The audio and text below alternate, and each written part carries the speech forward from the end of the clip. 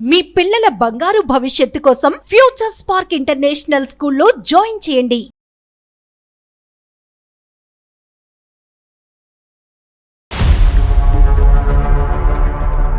ఏదో ఫ్రెండ్ వాళ్ళ ఇంటికి వెళ్తాను అంటది. తనకున్నదే ఇద్దరు ఫ్రెండ్స్. ఆ ఇద్దరు ఫ్రెండ్స్ లో ఇద్దరికి కాల్ చేసిన అన్నయ్య మా ఇంటికి రాలేదు, అన్నయ్య మా ఇంటికి రాలేదు. ఎప్పుడన్నా ఫాలో అయ్యారు నాన్న తన్ని? ఎక్కడైనా ట్రాక్ చేశారా? ఫాలో అవ్వలేదు కానీ సార్, ఎప్పుడన్నా టెంపుల్ కి వెళ్తా అన్నప్పుడు నాకు ఏదైనా పని పడి అలా వెళ్ళినప్పుడు అక్కడ టెంపుల్లో ఉండదు సార్. నీ డౌట్ ఏంటి నాన్న? అంటే ఇప్పుడు మీరు చేయటానికి మీ లోపల ఉన్న ఇన్నర్ కాన్షియస్ మీకు ఏమని చెప్తుంది? నా ప్రాబ్లం ఏంటంటే, ఒకటి నాతో ఏదైనా అన్కంఫర్టబుల్ ఫీల్ ఉండాలి, లేదు రెండు తను ఎవరితో అన్నా ఇల్లీగల్ ఉండాలి. సారీ అమ్మ, నీకు సర్ప్రైజ్ చేసాం మేము. నీకు ఏది ముందుగా ఏ కబురు చెప్పకుండా ఫోన్ చేసాము. కానీ మీ భర్త గారు ఉండేటటువంటి సందిగ్ధ పరిస్థితిలో మాకు నీకు డైరెక్ట్గా కాల్ చేయడం తప్ప ఇంకో దారి దొరక్క అలా చేసామమ్మా. అసలు నేను ఏమన్నా ఇది తప్పు చేస్తున్నాను, మీకు ఏమన్నా అనుమానం ఉందా? ఒక అకేషన్ వచ్చినప్పుడు, అది మ్యారేజ్ అవనివ్వండి, లేదంటే ఏదైనా ఒక ఫంక్షన్ అవనివ్వండి, లేదంటే ఒక ఫెస్టివల్ అవనివ్వండి, ఆ టైంలో నువ్వు ఒక 2 to 3 hours పాటు అతనికి చెప్పే డిసప్పియర్ అవుతున్నావు అంటే అది కూడా చెప్తున్నాను. కాదు డాక్టర్ గారు, అంత చెప్పకూడని ప్రదేశానికి ఏమి వెళ్ళవు కదా నువ్వు. అంత సీక్రెసీ మెయింటైన్ చేయాల్సిన అవసరం ఏంటి? ఫోన్ లో ఎప్పుడన్నా నేను కాల్ చేసినప్పుడు బిజీ వస్తుంది. సో ఆ టైంలో టైం డ్యూరేషన్ ఉంటుంది కదా, ఆ డ్యూరేషన్ టైం నేను ఎప్పుడన్నా ఇంటికి వెళ్ళినప్పుడు చెక్ చేస్తే ఆ డ్యూరేషన్ కాల్ లాగ్సే ఉండవు. నేను మీకు ఒకటి చెప్పాలనుకుంటున్నాను సార్, కానీ నా కాపురానికి మీరు రెస్పాన్సిబిలిటీ ఉంటానంటే. మనసాక్షి నేను చెయ్యేసుకుని నేను తప్పు చేయట్లేదు అనేటటువంటిది నువ్వు మాట్లాడితే కనుక, నీది 100% తప్పు లేదు అనుకుంటే కనుక నీ కాపురానికి నేను 200% గ్యారంటీ ఇస్తాను. సార్ నేను మా ఆయన దగ్గర ఒక చిన్న విషయం దాచిపెట్టినాను. ఒకవేళ నేను చెప్పినా తను తట్టుకోలేదని బాధ నాకు. నేను ఒక నెంబర్ కు కాల్ చేస్తాను, మీరు మాట్లాడండి, మొత్తం మీకే తెలుస్తుంది.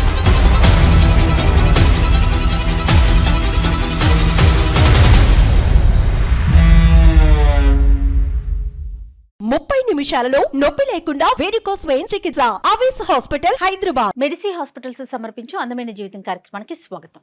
నమస్తే కళ్యాణ్ గారు. నమస్తే జయ గారు. కళ్యాణ్ గారు, మనకు ఒక మెయిల్ వచ్చిందండి. కృష్ణ అని ఆయన చేశారనమాట. అతనికి భార్య మీద ప్రేమ ఉందో అర్థం కావట్లేదు, అనుమానం ఉందో అర్థం కావట్లేదు, అన్ని పీక్స్ లో ఉన్నాయండి. సో దాన్ని ఎట్లా ఏం చేయాలనేది అతనికి అర్థం కావట్లేదు, ఎక్కడ బ్యాలెన్స్ చేసుకోవాలో తెలియట్లేదు, చాలా సతమతం అయిపోతున్నాడండి. ఏం పేరు అన్నారు మేడం? కృష్ణ అండి. కృష్ణ గారు మనకి ఈమెయిల్ చేశాడు, ఒకసారి మీతో మాట్లాడించాలని. మాట్లాడు. సో మనకి నెంబర్ ఇచ్చారు, ఒకసారి కాల్ చేసేద్దామండి. చేయండి తప్పకుండా జయ గారు, విల్ హెల్ప్ హిమ్. హలో.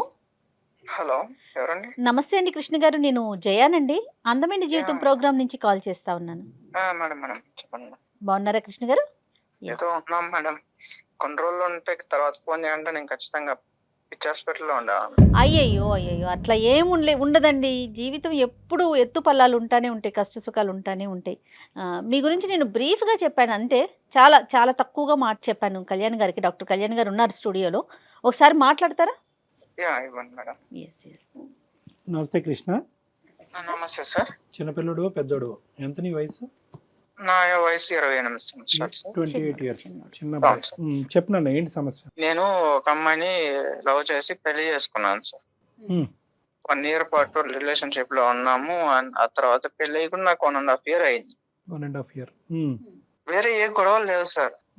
పెళ్లి రోజు గాని, బర్త్డే గాని, పండగలు గాని, లేదా సండేస్ టైమ్స్ లో గాని, ఇలాంటి టైమ్స్ లో బయట వెళ్తున్నా అని చెప్పి వెళ్ళిపోతుంది సార్. ఎక్కడికి వెళ్తున్నా, ఎవరితో వెళ్తున్నా తెలియదు సార్. ఒక్కతే సార్. నేను డ్రాప్ చేస్తా అంటూ కూడా లేదంట సార్, గుడికి వెళ్తానంటది. కానీ గుడికి వెళ్ళి వచ్చేటప్పుడు కనీసం కొబ్బరికాయో, ప్రసాదమో, పువ్వు, పండు, లేదా కనీసం బొట్టు కూడా ఉండదు సార్. లేదా ఫ్రెండ్ వాళ్ళ ఇంటికి వెళ్తాను అంటది. తనకున్నదే ఇద్దరు ఫ్రెండ్స్. ఆ ఇద్దరు ఫ్రెండ్స్ లో ఇద్దరికి కాల్ చేసిన అన్నయ్య మా ఇంటికి రాలేదు, అన్నయ్య మా ఇంటికి రాలేదు. సరే, తిరిగి వచ్చిన తర్వాత ఎలా ఉంటుంది ఆవిడ? అంటే మామూలు మంచి మూడ్ లోనే ఉంటుందా? నేచురల్ గా ఇంటి పనులు అవన్నీ చేసుకుని కొద్దిగా ఏమైనా మామూలుగానే ఉంటుంది సార్. కానీ నేను ఆ ఒక్క మాట అడిగితే మాట దాటేస్తుంది సార్, ఏదో ఒక మాట మాట్లాడేస్తుంది. మరి మీరు ఎప్పుడు టైట్ చేయలేదా? అంటే గట్టిగా అడిగే పరిస్థితి స్ట్రిక్ట్ గా కూడా అడిగాను, బట్ ఎప్పుడు కూడా సరే ఒక్కసారి కూడా నాకు ఆన్సర్ ఇవ్వలేదు. నేను అడిగిన క్వశ్చన్ కి అయితే ఆన్సర్ ఇవ్వలేదు, అంటే వేరే మీరు ఏదో ఒకటి మాట్లాడేది. 1 year పాటు లవ్ చేస్తున్నటువంటి క్రమంలో ఇటువంటి పరిస్థితి ఎప్పుడన్నా మీకు ఎదురైందా? లవ్ చేస్తున్నప్పుడు అంటే నేను తన 24/7 నా దగ్గర ఉండదు కదా సార్. ఆ టైంలో నా స్వార్థం ఏంటో తెలుసా మేడం, అదే ఒక ఫ్యామిలీ నుంచి వచ్చిన అమ్మాయి అంటే వాళ్ళ నాన్నకి, వాళ్ళ అమ్మకి, వాళ్ళ అన్న తమ్ముళ్ళకి ప్రేమ పంచాలి. అదే ఒక అనాథ అయితే తన ప్రేమంతా నాకే వస్తుంది కదా మేడం. అంతటి స్వార్థపరుని మేడం నేను. చాలా అంటే చాలా 3 jobs మారాను ఇప్పటికి. అంటే ఏంటన్న జాబ్స్ మారడానికి ఏంటి? స్ట్రెస్ వల్ల లేదంటే ఊర్లు స్ట్రెస్ మారారా? వల్ల సార్, స్ట్రెస్ వల్ల. అంటే అకేషన్ వచ్చినప్పుడు మీరు ఫీల్ అవుతున్నారు, తను ఫీల్ అవుతున్నారు, మీరు అడిగితే అంతే అక్కడతో కట్ ఆఫ్ చేసి మీ ఇద్దరు ప్రయాణం మళ్ళీ సాఫీగా ముందుకెళ్ళిపోతుంది. కాబట్టి ఎప్పుడు కూడా ఈ ఇష్యూ ఒక సీరియస్ మ్యాటర్ మీ ఇద్దరి మధ్యన అవ్వలేదేమో అని అనిపిస్తుంది. మీ లోపల మీరే కుంగిపోతున్నారు. అవును సార్, తను నేను గట్టిగా అడగలేను. పోనీ మీ సైడ్ ఎవరున్నారు నాన్న? అంటే అమ్మాయి సైడ్ తను అనాథ కాబట్టి ప్రేమంతా అమ్మ నాకే నాన్న కాల్ చేస్తారు. ఉన్నారు సార్, అమ్మ నాన్న ఉన్నారు. బట్ వాళ్ళకి చెప్తే ఎక్కడ నా బాధ, వాళ్ళు ఏమనుకుంటున్నారంటే అరే వీళ్ళు సంతోషంగా హ్యాపీగా ఉన్నారు అని అనుకుంటున్నారు. సో వాళ్ళు ఆ భ్రమణాలనే బతకనివ్వండి అనేసి నేను వాళ్ళకి ఏం చెప్పట్లేదు. వాళ్ళకి చెప్పి వాళ్ళు నా వాళ్ళు ఎందుకు బాధపడ్డాం. ఎప్పుడన్నా ఫాలో అయ్యారు నాన్న తన్ని? ఎక్కడైనా ట్రాక్ చేశారా? ఫాలో అవ్వలేదు కానీ సార్, ఎప్పుడన్నా టెంపుల్ కి వెళ్తా అన్నప్పుడు, నాకు ఏదైనా పని పడాలో వెళ్ళినప్పుడు అక్కడ టెంపుల్లో ఉండదు సార్. నీ డౌట్ ఏంటి నాన్న? అంటే ఇప్పుడు మీరు చేయటానికి మీ లోపల ఉన్న ఇన్నర్ కాన్షియస్ మీకు ఏమని చెప్తుంది? నా ప్రాబ్లం ఏంటంటే, ఒకటి నాతో ఏదైనా అన్కంఫర్టబుల్ ఫీల్ ఉండాలి. ఓకే. లేదు 2 తను ఎవరితో అన్నా ఇల్లీగల్ ఉండాలి. ఎవరి వాళ్ళన్నా ఇబ్బంది పడుతూ నాకు చెప్తే నేనేమన్నా ఫీల్ అవుతానేమో అని అయి ఉండాలి. ఈ మూడిట్లో ఏదని నాకు అర్థం కావట్లేదు. ఎవరన్నా అంటే ఇక్కడ చూడండి, ప్రాబిలిటీ ఈజ్ వెరీ రేర్. అంటే ఎంత రేర్ అంటే కనుక నిజంగా ఒక ఇల్లీగల్, ఒక అక్రమ సోకాల్ సంబంధం పెట్టుకునేటటువంటి ఆడపిల్ల ప్రతిరోజు కలవాలని పరితపిస్తూ ఉంటుంది. ఒకప్పుడు అలా బయటకు వెళ్ళకపోయినా ఇంట్లో ఉన్నప్పుడైనా ఫోన్లో మాట్లాడటం కానీ, మెసేజ్లు చేయటం కానీ, ఏదో విధంగా ఇంకో మాట్లాడుతూ ఉంటుంది సార్. ఫోన్ లో ఎప్పుడన్నా నేను కాల్ చేసినప్పుడు బిజీ వస్తుంది. సో ఆ టైంలో టైం డ్యూరేషన్ ఉంటుంది కదా, ఆ డ్యూరేషన్ టైం నేను ఎప్పుడైనా ఇంటికి వెళ్ళినప్పుడు చెక్ చేస్తే ఆ డ్యూరేషన్ కాల్ లాగ్సే ఉండవు, డిలీట్ చేస్తాను. నీ వైఫ్ గురించి నువ్వు 1 year పాటు ప్రేమించినటువంటి ఒక అమ్మాయి గురించి ఎంతవరకు నీ మనస్సాక్షి ఆ అమ్మాయికి వేరే ఏదైనా సంబంధం ఉండుండొచ్చని ఎంతవరకు యాక్సెప్ట్ చేస్తుందని? అది ఉందా? అటువంటి ప్రాబిలిటీ ఉండొచ్చా? అంటే అది చాలా రేర్ సార్. అది రైట్. ఓకే. నేను ఎందుకు ఈ ప్రశ్న అడిగానంటే కృష్ణ, ఎందుకంటే ఈరోజు సుమన్ టీవీ అందమైన జీవితం ద్వారా ఏంటంటే మిమ్మల్ని ఏదో కలిపేటటువంటి ప్రయత్నం చేయాలి, కానీ ఒక కొత్త కథని మీ ఇద్దరి మధ్యన క్రియేట్ చేయకూడదు. ఒక అనుమానం అనేటటువంటి కథ, మీ భర్త నీ మీద అనుమానం పడుతున్నారు, 6 గంటల్లో ఎక్కడికో వెళ్తున్నావు అనేటటువంటి ఆలోచనతో అతను అడగలేక మా చేత అడిగించాడు అని మేము మొదలు పెట్టామనుకోండి, రేపొద్దున మీ ఇద్దరి మధ్యన వేరే భారతం అనేది మొదలవుద్ది. ఒకప్పుడు ఆ అమ్మాయి ధిక్కరిస్తే కనుక, ఏ సమాధానం చెప్పకుండా ఫోన్ పెట్టేస్తే కనుక నెక్స్ట్ ఏంటి అనేటటువంటి దానికి నువ్వు మెంటల్గా ప్రిపేర్ అయ్యి ఉన్నావా? చెప్పొచ్చు, చెప్పకపోవచ్చు. 1.5 year ప్రేమించినటువంటి నీ స్థాయి వ్యక్తికే చెప్పని దానికి నాకెందుకు చెప్తుంది డాక్టర్ కళ్యాణ్ చక్రవర్తి? ఏమో నా యొక్క అనుభవం బట్టి, నేను అడిగే విధానం బట్టి, నా మీద ఉండే గౌరవం బట్టి చెప్తే చెప్పొచ్చు. చెప్పకపోయినా కూడా ఆ కథను అలా పక్కన పెట్టేసి రెస్ట్ ఆఫ్ యువర్ లవ్ స్టోరీని కంటిన్యూ చేసేదానికి అవకాశం ఉందా? తర్వాత డిసైడ్ చేద్దాం సార్. నాకైతే ఏ ఆలోచన లేదు, నాకు అసలు ఏం అర్థం కావట్లేదు. బ్లైండ్ గా ఉన్నాడు అంతేనా కృష్ణ? మీకేం అర్థం కావట్లా?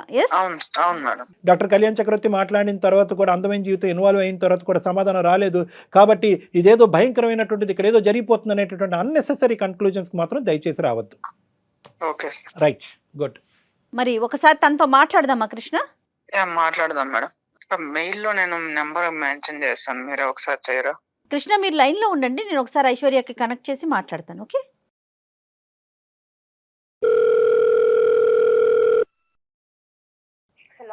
హలో ఐశ్వర్య గారు, నమస్తే అండి. నమస్తే అండి. ఎవరు? నేను జయానండి, అందమైన జీవితం ప్రోగ్రామ్ నుంచి మాట్లాడుతా ఉన్నాను. ఓకే, చెప్పండి మేడం. మీ హస్బెండ్ కృష్ణ గారు లైన్ లో ఉన్నారు, ఒక్కసారి ఆయనతో మాట్లాడండి, దెన్ మళ్ళీ నెక్స్ట్ నేను మాట్లాడతాను. హలో కృష్ణ, మేడం మీ వైఫ్ ఉన్నారండి, ఒకసారి తనకి మాట్లాడండి. హలో. హలో ఐశ్వర్య చెప్పండి. కళ్యాణ్ చక్రవర్తి గారు, జయ మేడం ఉన్నారు. ఏమైందండి? మీరు ఎక్కడున్నారు? ఏమైనా నీకు తెలీదా? 1.5 year గా నేను అడిగి అడిగి అడిగి అడిగి వ్యక్తి పుట్టిపోయింది నాకే. అందుకే కనీసం సార్ వాళ్ళ దగ్గరికన్నా వస్తా నా సమాధానం వస్తుందని చెప్పి నేను ఇక్కడికి వచ్చా. అసలు మన మధ్య సమస్య ఏముందండి పరిష్కరించుకోవడానికి?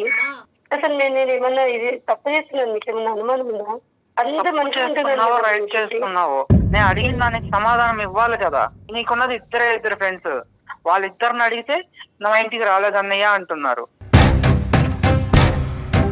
నేను మీకు నిజమే చెప్పి వెళ్ళానండి. టెంపుల్ కి చూడండి సార్, ఇప్పుడు కూడా చూడండి. అమ్మా ఐశ్వర్య నమస్తే అమ్మా, నేను డాక్టర్ కళ్యాణ్ చక్రవర్తి అమ్మా, సుమన్ టీవీ అందమైన జీవితం నుంచి మాట్లాడుతున్నాను. నమస్తే సార్. సారీ అమ్మా, నీకు సర్ప్రైజ్ చేసాం మేము, నీకు ఏది ముందుగా ఏ కబురు చెప్పకుండా ఫోన్ చేసాము. కానీ మీ భర్త గారు ఉండేటటువంటి సందిగ్ధ పరిస్థితిలో మాకు నీకు డైరెక్ట్గా కాల్ చేయడం తప్ప ఇంకో దారి దొరక్క అలా చేసామమ్మా. ఇక్కడ అమ్మ తప్పు చేసావని మేము ఎవరు అనలేదమ్మా. ఒక అకేషన్ వచ్చినప్పుడు, ప్రత్యేకంగా ప్రతిరోజు కాదు, ఒక అకేషన్ వచ్చినప్పుడు, అది మ్యారేజ్ అవనివ్వండి, లేదంటే ఏదైనా ఒక ఫంక్షన్ అవనివ్వండి, లేదంటే ఒక ఫెస్టివల్ అవనివ్వండి, ఆ టైంలో నువ్వు ఒక 2 to 3 hours పాటు అతనికి చెప్పే డిసప్పియర్ అవుతున్నావు అంటే, అది కూడా చెప్తున్నాడు, చెప్పే డిసప్పియర్ అవుతున్నావు. కానీ ఎక్కడికి అనేది మాత్రం చెప్పట్లేదు. ఎక్కడికి అని చెప్పేటటువంటి దానికి సంబంధించినటువంటి ఆధారాలు కనిపించట్లేదు. మరి ఇంత సీక్రెట్గా ఉండేటటువంటి ఈ వ్యక్తి ఎవరి దగ్గరికి తిని వెళ్తుంది, ఆమె అతను అనేటటువంటి ప్రస్తావన అతని దగ్గర లేదు. అతనికి నీ మీద అనుమానం కూడా లేదు. అది నేను ముందే క్లారిఫై తెచ్చుకున్నాను. చాలా అంటే చాలా మంచివాడే. సమస్య అదేనమ్మా. కాదు డాక్టర్ గారు, అంత చెప్పకూడని ప్రదేశానికి ఏమి వెళ్ళవు కదా నువ్వు. అంత సీక్రెసీ మెయింటైన్ చేయాల్సిన అవసరం ఏంటి? తను 1 year గా నన్ను చూసి నన్ను ఇష్టపడే కదా మేడం పెళ్లి. అవును, ఏది ఉన్నా కానీ తనకు ప్రతిదీ చెప్తూనే ఉంటాను. కాకపోతే అతను ఏది తెలిసినా కానీ ఏమవుతాడంటే, నేను తన దగ్గర చెప్పినంతగా తను కొంచెం చెప్పలేడు. ఒకవేళ ఇన్ కేస్ నేను ఏమైనా తప్పు చేసినా గానీ నన్నేమన్నాడు ఆయన, నా ఎదుట ఉన్న వ్యక్తిని తనను బాధించే రకం, లేకుంటే తనలో తను మదన పడుతూ బాధపడుతూ ఇప్పటికే 3 jobs పోగొట్టుకున్నాను మేడం. ఒక్కదాని తర్వాత ఒకటి బాధపడుతూ, ఎందుకంటే ఏదో చెప్తూ ఉంటాడు. ఇంత సీక్రెట్ ఏముంటుందమ్మా వైఫ్ అండ్ హస్బెండ్ మధ్యన? అసలు పెద్ద ప్రాబ్లం ఏది లేదు madam. The thing is Aishwarya, ఇది ప్రాబ్లం పెద్దదా చిన్నదా అనేది కాదు జయ గారు. ఇక్కడ ఏంటంటే అసలు ఇది ప్రాబ్లం కానప్పుడు ఏంటి అదని చెప్పడంలో పెద్ద ఇందులో అంత సందిగ్ధం ఏముందమ్మా? ఉన్నది ఉన్నట్టుగా చెప్పండి. ఒకవేళ నేను చెప్పినా తను తట్టుకోలేదని బాధ నాకు, అంతే. అలా కదమ్మా, నీది పిచ్చితనమో మంచితనమో నాకు అర్థం కావట్లేదు. ఆ తట్టుకోకపోవటం అంటే కనుక ఈ నరకం ఇది మహాఘోరం. ఇది నేను మీకు ఒకటి చెప్పాలనుకుంటున్నాను సార్, కానీ నా కాపురానికి మీ రెస్పాన్సిబిలిటీ ఉంటానంటే. నీ మనస్సాక్షి మీద చెయ్యేసుకుని నేను తప్పు చేయట్లేదు అనేటటువంటిది నువ్వు మాట్లాడితే కనుక నీది 100% తప్పు లేదు అనుకుంటే కనుక నీ కాపురానికి నేను 200% గ్యారంటీ ఇస్తాను సార్. 200 కాదు, 1000% ఏ తప్పు లేదు సార్, పక్కాగా చెప్తున్నా. నా సైడ్ తప్పు పెట్టుకొని మిమ్మల్ని తలదించుకునేలాగా నేను చెయ్యను.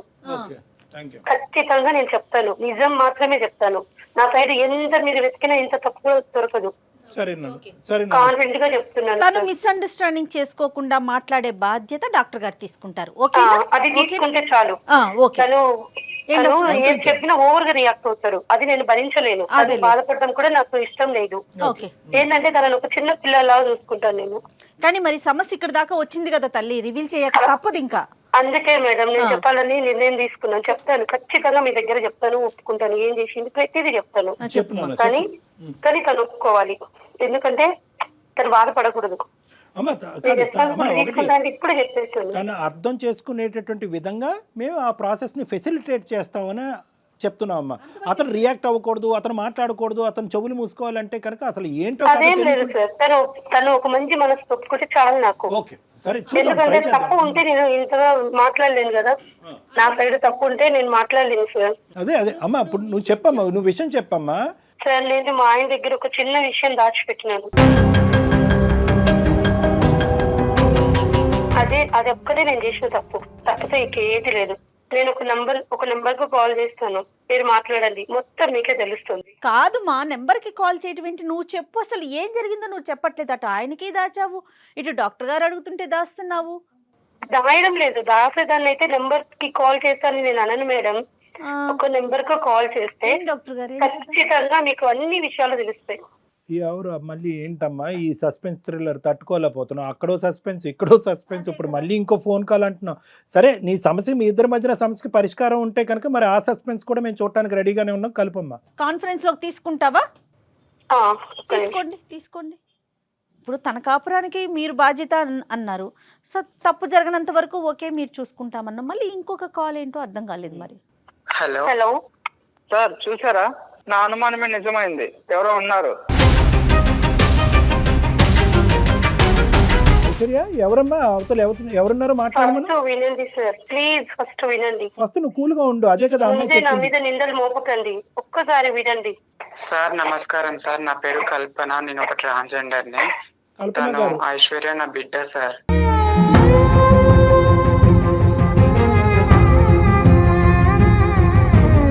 ఏంటి? ఓకే. ఐశ్వర్య నా బిడ్డ సార్. అవును సార్. అసలు అర్థం కావట్లేదండి, కొంచెం క్లియర్ గా చెప్పండి. సార్ యాక్చువల్లీ నేను ఒక ట్రాన్స్జెండర్ ని. నేను భిక్షాటానికి వెళ్తుండే రోజు. తను ఐశ్వర్య ఒక బస్ స్టాప్ లో దొరికింది నాకు. 2 years ఉంది తనకి. అయితే నేను తనని ఆ రోజు నేను తీసుకెళ్లి నా దగ్గర పెట్టుకుని 1 నెల రోజులు నేను చూశాను. తన వాళ్ళు ఎవరైనా వస్తారేమో దోలాడుకుంటూ వాళ్ళకి ఇచ్చేద్దాం అనేసి. అదే బస్ 1 నెల రోజులు చూసినా కూడా ఎవరు రాలేదు. సో రాకపోవడంతో నేను తనని పెంచుకున్నాను.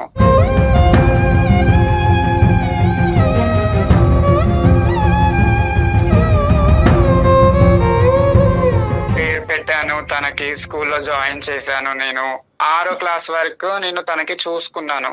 దాని తర్వాత ఒక రోజు నేను వెళ్ళాను తనని స్కూల్ దగ్గరికి. వెళ్తే తను ఎవరు అని తన ఫ్రెండ్స్ అడిగారు, ఐశ్వర్య ఫ్రెండ్స్.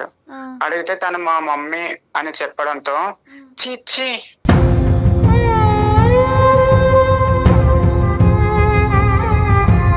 ఏంటి తను మీ మమ్మీయా? తను ఒక ట్రాన్స్జెండర్. ఛీ, మీ మమ్మీ అంటావేంటి నువ్వు? తినతో ఫ్రెండ్షిప్ చెయ్యొద్దు మనం. వాళ్ళ అమ్మ ఒక ట్రాన్స్జెండర్ అని చెప్పేసి నా బిడ్డని దూరం పెడుతున్నారు.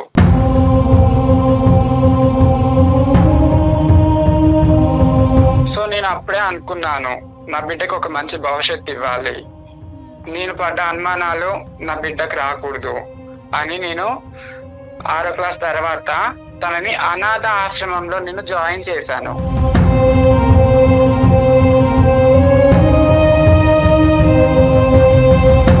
ప్రతి ఒక్క ఫీజు, తనకు కావాల్సిన బుక్స్ అన్ని ప్రతి ఒక్కటి నేను చూసుకున్నాను.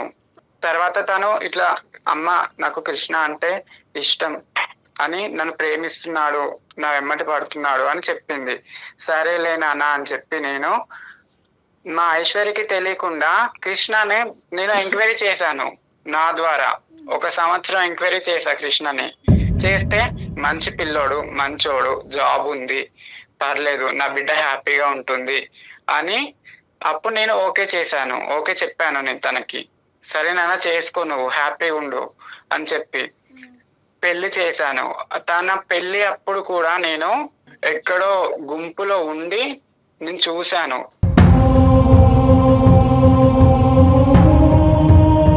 అనాథ ఆశ్రమం తరపు నుంచి తన పేరు మీద ఫిక్స్డ్ డిపాజిట్ 5 లక్షలు చేశాను. కాదమ్మా, ఇప్పుడు ఇది ఓకే. ఇంతవరకు మీరు చేసినటువంటి ఒక వెనక నుండి ఒక తల్లి కూడా చేయనటువంటి త్యాగం ఒక పెద్ద మనసుతో మీరు చేశారు. దానికి మేమందరం కూడా హ్యాట్స్ ఆఫ్. కానీ ఇది పెళ్లి చేసుకునేటటువంటి భర్తకి దాచిపెట్టవలసినటువంటి అవసరం ఏముందమ్మా? ఇప్పుడు మంచి అబ్బాయి అన్నారు, అర్థం చేసుకునేటటువంటి మనసు ఉంది. ఈ అమ్మాయి చిన్నపిల్ల, తెలియనటువంటి మనస్తత్వం. ఒక పెళ్లి అనేటటువంటిది కంప్లీట్గా ఒక ట్రాన్స్పరెంట్ ప్లాట్ఫామ్ మీద ఉండాలా, ఉండకూడదా? నమ్మకం ఉండాలి సార్, కానీ ఈ సొసైటీ మమ్మల్ని నమ్మదు కదా. ఈ సొసైటీ ఏమంటుంది, ఒక దగ్గరికి వెళ్తాము సార్, మేము వెళ్తే మమ్మల్ని చూసి దూరం వెళ్ళిపోయే వాళ్ళు ఉన్నారు, పక్కన కూర్చుంటే లేచి వెళ్ళిపోయే వాళ్ళు ఉన్నారు. మీరు బాగానే ఉన్నారు కదా, పని చేసుకొని బతకొచ్చు కదా, ఇట్లా ఎందుకు అడుక్కోవడం మీరు? కానీ వీళ్ళిద్దరు కాదు తల్లి, కృష్ణ ఐశ్వర్య ప్రేమించి పెళ్లి చేసుకున్నారు, ఒకరినొకరు అర్థం చేసుకుని పెళ్లి చేసుకున్నారు. ఆ ప్రేమలో త్యాగాలు అనేటటువంటి ఉంటాయి. నువ్వు చేసినటువంటి కార్యక్రమానికి బహుశా కృష్ణ హర్షిస్తాడేమో. అరే ఇంత గొప్ప మనిషా, సమాజం నీ వైపు వేలెత్తి చూపెడుతుందంటే కనుక ఈ వెనకాతల నుంచి తల్లిలాగా నాకు తెలియదు కదా సార్. నా వల్ల నా అల్లుడు బిడ్డ దూరం కావద్దు, నా వల్ల ఇది నా బిడ్డ ఒంటరిది కావద్దు, మాది ఎట్లాగో ఒంటరి జీవితం. బట్ హౌ లాంగ్ అమ్మా? కాదు కల్పన గారు, ఎన్ని సంవత్సరాలు దాచిపెడతారు? ఎన్ని సంవత్సరాలు దాచిపెడతాం అనుకున్నారు? ఇప్పటికే ఆ అబ్బాయికి లేనిపోయిన ఆలోచనలు వచ్చాయి. చెప్పమ్మా, చెప్పేసి చెప్పమ్మా. ఇక్కడ ఇది ఎందుకు దాచిపెట్టిందో నేను చెప్పొచ్చు సార్? చెప్పుమా, చెప్పు. లేదు సార్, ఒకసారి నేను ఈయన షాపింగ్ మాల్కి వెళ్ళినాం. అక్కడ ట్రాన్స్జెండర్ చూసి ఈయన ఎంత విసుక్కున్నాడంటే అతను దగ్గరికి వచ్చేసరికి చాలా అంటే చాలా చిరాకు పెట్టిండు ఫేస్ మొత్తం. తన మెంటాలిటీ అలా ఉంది. దాని వల్ల నేను చెప్పలేకపోయాను సార్. వాళ్ళ గురించి కొంచెం మంచి చెప్పి ఇది నా పరిస్థితి అని చెప్పడానికి నేను చాలా సార్లు ప్రయత్నం చేసినాను సార్. అసహ్యం కలిగినటువంటి ఒక వ్యక్తి అంటే ఈ పరిస్థితుల్లో అతను ఏవో కొన్ని ఎక్స్పీరియన్సెస్ వల్ల, లేదంటే అతను చూడకూడదు ఏమైనా చూడటం వల్ల అతనికి ఒక బ్యాడ్ ఇంప్రెషన్ ట్రాన్స్జెండర్స్ మీద పడింది. కానీ నీ జీవితంలో ఒక ట్రాన్స్జెండర్, ఒక ఆడపిల్ల యొక్క ఒక అనాథ అయినటువంటి ఒక ఆడపిల్లకు ఒక తల్లిలాగా నిలబెట్టి జీవితంలో ముందుకు పంపించిందనే ఒక గొప్ప ఎగ్జాంపుల్ చెప్తే కనుక బహుశా అతని ఆలోచన శైలి మారిపోయి ఉండేదేమోనమ్మా. ట్రాన్స్జెండర్స్ మీద ఒక మంచి అభిప్రాయం వచ్చి ఉండేదేమో, వాళ్ళలో కూడా ఒక దయాగుణం, ఒక త్యాగశైలి, త్యాగగుణం ఉందనేటటువంటి ఆలోచనకు వచ్చి ఉండేవాడేమో. నిజమే సార్, అందుకే నేను వాళ్ళలో ఉన్న మంచితనం చెప్పడానికి కూడా నేను చాలా సార్లు ప్రయత్నం చేశాను. కనీసం వాళ్ళు ఊపే ఎత్తనియడు సార్ ఇంట్లో. ఇప్పుడు మనకి ప్రధానంగా కావాల్సింది కృష్ణ యొక్క రియాక్షన్ కావాలి నాకు ఇక్కడ. కృష్ణ, నీ రియాక్షన్ ఏంటి? ఇప్పుడు ఆవిడ ఒక ఫోన్ కాల్ కలిపింది, ఆ ఫోన్ కాల్లో ఒక మగగంతుకు లాంటిది వినిపించేటప్పటికి అదిగో మేడం ఒక అబ్బాయి మాట్లాడుతున్నాడు బ్యాక్గ్రౌండ్ చూసారా, నేను అనుకున్నది నిజమైందని అన్నారు. కానీ అది నిజం కాదు. మీరు మాట్లాడుతుంది ఆ అమ్మాయి తల్లికి మించినటువంటి ఒక తల్లితో మీరు మాట్లాడుతున్నారు. ఇప్పుడు మీ అభిప్రాయం ఏంటో నాకు చెప్పండి. అవును సార్, నాకు వాళ్ళంతా చిన్నప్పటి నుంచి ఒక భయం సార్. వాళ్ళు వచ్చి ఆ స్లాబ్స్ కొడుతుంటే నాకు అట్లా షివరింగ్ అయిపోయేది. తను నాతో ఉండాలనుకుంటే వాళ్ళ అమ్మను వదిలేయమని చెప్పండి, లేదు వాళ్ళ అమ్మ కావాలనుకుంటే నన్ను వదిలేసి వెళ్ళిపోమని చెప్పండి సార్. కాదండి, దానికి కారణం ఏంటి? ఒకటి కృష్ణ, ఇక్కడ ఏంటంటే దేనికైనా ఒక బలమైనటువంటి కారణం ఉండాలి. మీ పర్సనల్గా మీరు ఒక ఎల్జిబిటీ గ్రూప్ని ఏ విధంగా చూస్తున్నారో does not equate to how Aishwarya looks at an LGBT group. ఆ అమ్మాయికి ఒక ప్రాణాన్ని ఇక్కడ నేను ఐశ్వర్య ఏదైనా తప్పు చేసిందంటే, కల్పన గారు ఏదైనా ప్రీమెచ్యూర్గా అనాలోచితంగా చేశారు అంటే కనుక మీకు చెప్పకపోవటం అనేటటువంటిది ఒక ప్రధానమైనటువంటి అంశం. అందుగురించి నేను అన్నాను, ఎంతకాలం దాచిపెడదాం అనుకున్నారంటే కనుక ఒక కూతురు అల్లుడి మధ్యన నేను ఒక ఇదిగా అవ్వకూడదమ్మా. ఇంతకాలం నేను ఇంత కష్టపడి పెంచినటువంటి నా కూతురు జీవితాన్ని నాశనం చేసినటువంటి ఒక తల్లిగా నాకు ఒక చరిత్రలో నేను ఉండకూడదు అనే ఆలోచనతో నేను వెనక నుంచే ఇప్పటికీ జీవితాంతం వెనక నుంచే నడపాలి అన్నటువంటి ఆలోచనని, అందులో మంచి ఉంది అనేది 99% మంది సమాజం నమ్మినా కూడా 1% మందిలో నేను ఒకనేమంటానంటే, అమ్మ పెళ్ళి అంటే కనుక నీతిమైనటువంటి పెళ్ళే కదమ్మా, ట్రాన్స్పరెంట్గా ఉండాలి కదా, నమ్మకం అనే బేస్మెంట్ మీద నడిచేది కదా, అన్నీ చెప్పుకుంటే కనుక అబ్బాయిని మనసు మార్చచ్చు కదా అనేటటువంటి ఒక్క అంశంలోనే ఆవిడ వైపు నేను వేలెత్తి చూపెట్టా. కానీ ఈరోజు ఆవిడ చాలా ముఖ్యమైనటువంటి పాత్రలో ఉంది, ఐశ్వర్యకి చాలా ముఖ్యమైనటువంటి పాత్రలో ఉంది. మీ అభిప్రాయం ఐశ్వర్య అభిప్రాయం అవనవసరం లేదు. మీరేం చూసారో నాకు తెలీదు, ఎందుకు వాళ్ళని చేదరించుకుని అసహించుకుంటున్నారో నాకు తెలీదు, ఎందుకు కింద నుంచి పై వరకు మీ శరీరం వణుకుతుందో నాకు తెలీదు. కానీ ఈరోజు ఐశ్వర్యకి ఆ అమ్మాయి ప్రాణం పోసింది, ఆ తల్లి పాత్రలో పోషిస్తూ ప్రాణం పోసింది. లేదంటే ఎవరి చేతుల్లో పడి ఉండేదో ఐశ్వర్య ఈరోజు, ఏమై ఉండేదో.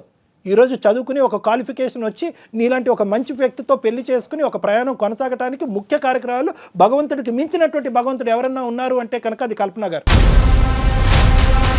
మా అత్తగారు ఒక ట్రాన్స్జెండర్ అంటే మా ఫ్యామిలీ కానివచ్చు, లేదంటే సొసైటీ కావచ్చు, నన్ను వేరేలా చూస్తుంది సార్.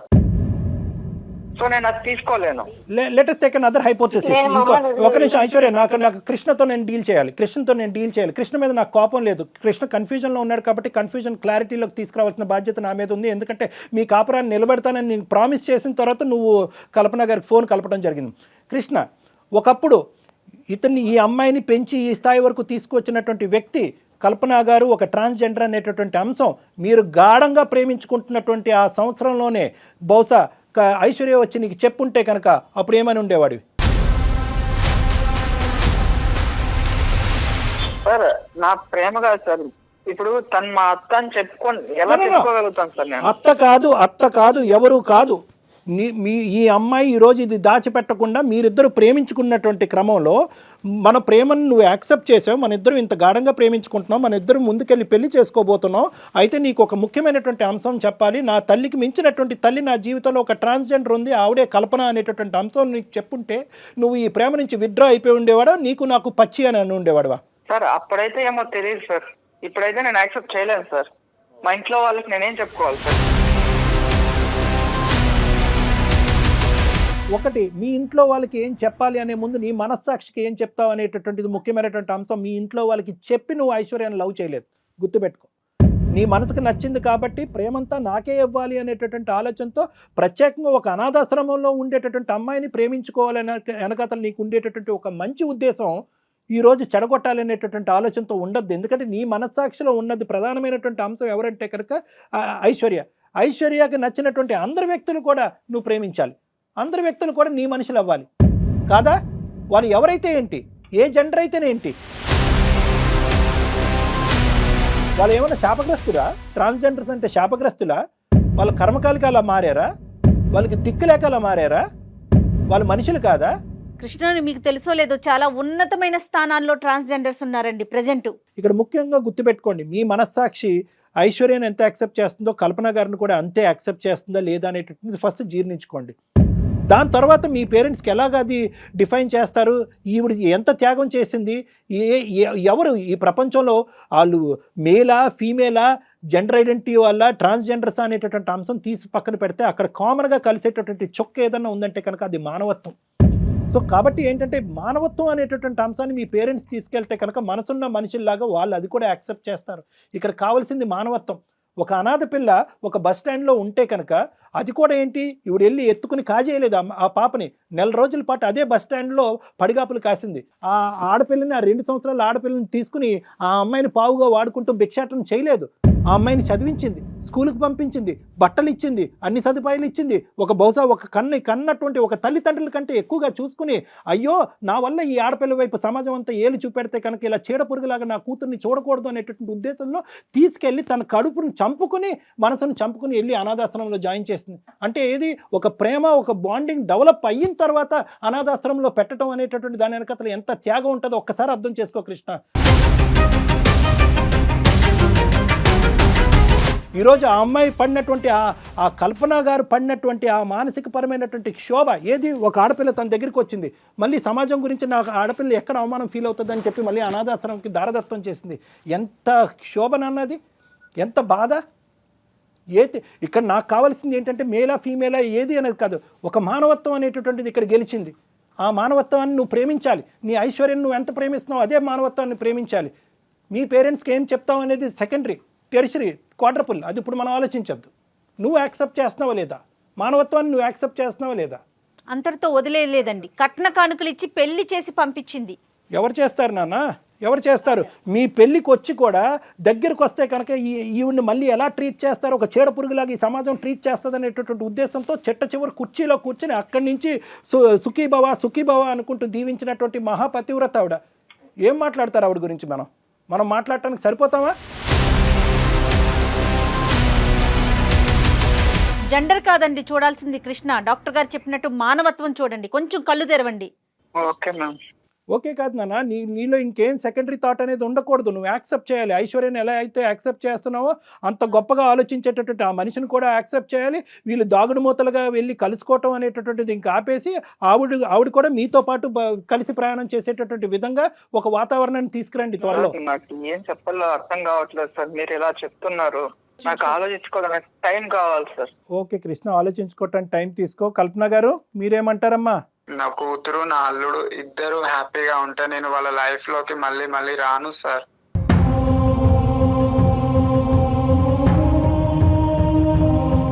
నేను ఎక్కడికన్నా దూరంగా వెళ్ళిపోతాను. నువ్వు అల్లుడు మంచిగా ఉంటే నాకు అదే చాలమ్మా.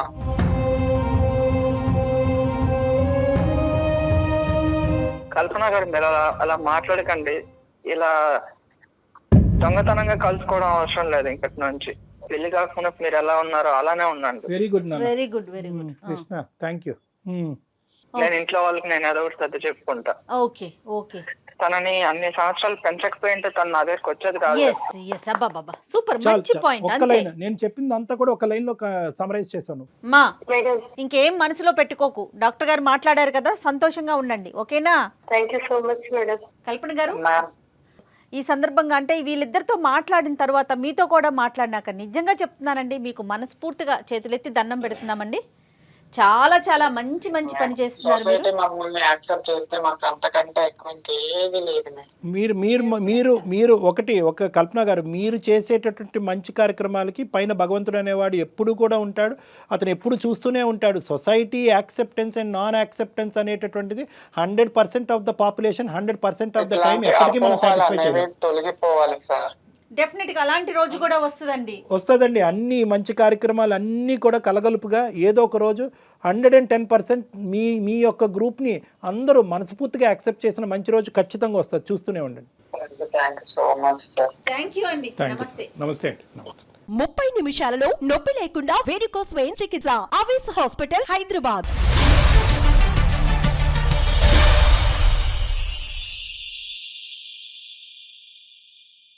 సుమన్ టీవీలో మీ పర్సనల్ అండ్ బిజినెస్ ప్రమోషన్స్ కోసం కింది నెంబర్కి కాంటాక్ట్ చేయండి.